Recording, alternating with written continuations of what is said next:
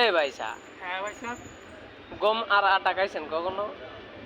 গমারাটা তো বিভিন্নভাবে বিভিন্ন কথার মাধ্যমে খেয়েছি। এই গমারাটা যে মূল কিভাবে খেয়েছি সেটা কি শুনতে চাও? হ্যাঁ। তাহলে শুনো। তে অনেক কয়েক বছর আগের এই ঘটনা। শুনলাম জন্নি কাল্লা গেছি বাজারও যাওয়ার পরে লয়ে গেছি 2 কেজি মরিচ, কাঁচা মরিচ বেচা লাগিয়ে ওই বেচা শেষই হয়েছে।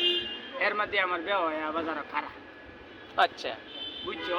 খারাইতে জিগাইতে যাবে ওই ভাই এই সব যে আমনে কে রে কার কন্যা দে 3-4 মন মরিচ লইছিলাম বাজারও বেচার লাগিয়ে বেচেছি 2-4 কেজি করে বেচে এইসব মানে ভাই সাহেব তো অবাক টাই গেছে, তাজ্জব হয়েছে। এই বিশাল গিরস 200-250 মন লইছে মরিচ লইছে।